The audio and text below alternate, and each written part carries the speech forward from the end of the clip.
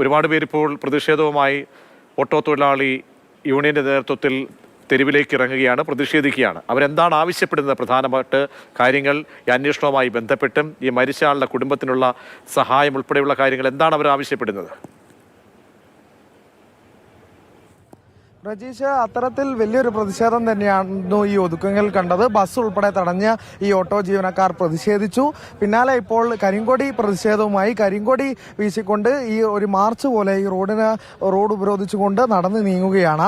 നേരത്തെ ഉൾപ്പെടെ സൂചിപ്പിച്ചതുപോലെ തന്നെ ഇത്തരം നിരന്തരമാവുകയാണ് ഇത്തരത്തിലുള്ള ബസ് ജീവനക്കാരുടെ അതിക്രമങ്ങൾ എന്നുള്ളതാണ് ഇവർ ഉന്നയിക്കുന്ന ആരോപണം. അതിന് ഒരു അറുതി വരണം. കാരണം ഉപജീവനത്തിന്റെ പ്രശ്നമാണ്. അത്തരത്തിൽ അതിലാരെയും കൈ കടത്താൻ അനുവദിക്കരുത്. അത് നിയമപരമായി തന്നെ നേരിടണമെന്നൊരു ആവശ്യമാണ് നേരത്തെ പ്രതീക്ഷിച്ച ചോദ്യത്തിലേക്ക് വന്നാൽ ഇവർ പറയുന്നത്. എന്തൊക്കെ ആവശ്യങ്ങളാണ് നിങ്ങൾ ഈ സമരത്തിൽ ഉന്നയിക്കുന്നത്?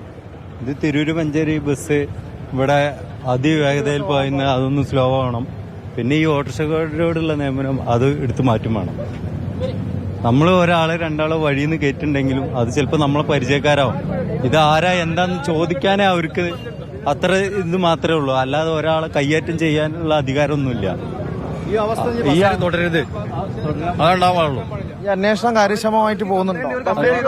ഞങ്ങൾക്കൊരു ഉറപ്പില്ല. സാധാരണ പതിവ് അത് അവർക്ക് കൊല്ലല്ല വേണ്ടത്. കംപ്ലൈന്റ് ചെയ്താൽ അവർക്ക് ഒരാൾ അടിച്ചു കൊല്ലണ ആവശ്യമില്ല. നിയമപരമായി ഇന്ത്യ രാജ്യത്തെ അവകാശം ആർക്കും കൊടുത്തിട്ടില്ല.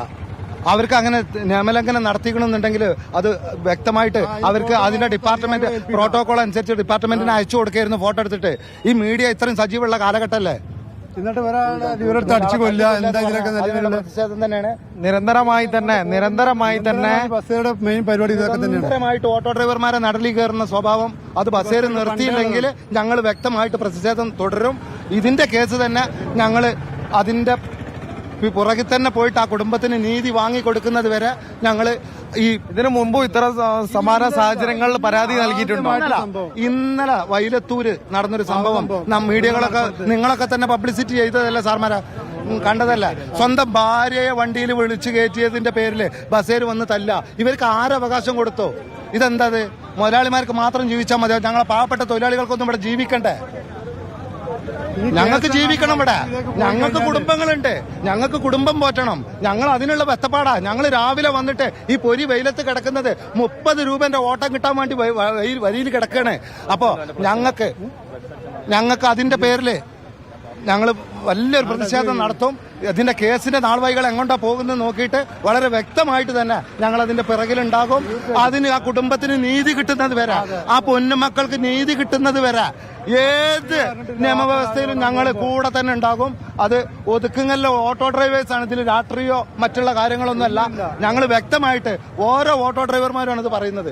ഞങ്ങളത് നടത്തിയിരിക്കും, ഉറപ്പാ. ഈ പ്രതിഷേധം തീരൂല. ഇത് ശക്തമായ നിയമ നടപടി വരണം. വന്നില്ലെങ്കിൽ ഇത് ഇതിമ നിൽക്കൂല.